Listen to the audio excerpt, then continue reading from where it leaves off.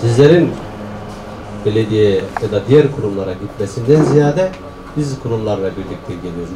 Rabbim inşallah bir daha bu acıları bize yaşatmasın. Birçok mahallemiz gerçekten yerle bir oldu. Hamdolsun Göztepe mahallemiz az etkilenen mahallelerden bir tanesi. Bütün Malatya'mız etkilendi.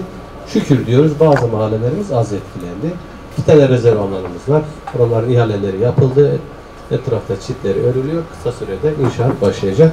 Ne eksiğimiz varsa muhakkak bizlere ulaştırın. Bize ulaşamadığınız muhtarımıza ulaştırın. İmamımıza ulaştırın. Dernek başkanımıza ulaştırın. Bir şekilde sorun bize gelsin ki biz de fark edelim, görelim ki hızlı müdahale edelim inşallah. Tabii ülke olarak, insanlık olarak zor zamanlardan geçiyoruz. Bir yandan Müslüman kardeşlerimizin üzerindeki baskı ve zulümler, diğer taraftan yaşadığımız doğal afetler, insanlık olarak, millet olarak gerçekten zor zamanlar, zor süreçler yaşıyoruz. En yakın tarihte yaşadığımız depremden sonra ilimizin %30'una yakınını, yapı stoğumuzun %30'una yakınını kaybetmiş durumdayız. Haliyle yapım ve inşa faaliyetleri sürerken bazı zorluklar ve sıkıntılar yaşıyoruz.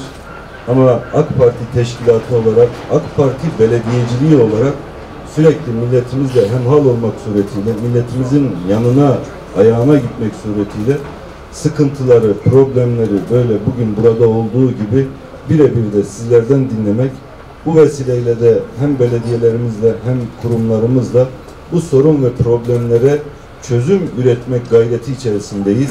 Problemlerinizi, sıkıntılarınızı, sorunlarınızı siz dile getireceksiniz. Bizler de imkanlar ölçüsünde Allah'ın izniyle çözüm üretmek gayreti içerisinde olacağız. Elbette ki sınırlı imkanlarla sınırsız ihtiyaçları gidermek noktasında bir gayret içerisindeyiz. İhtiyaçlar sınırsız ancak imkanlar sınırlı.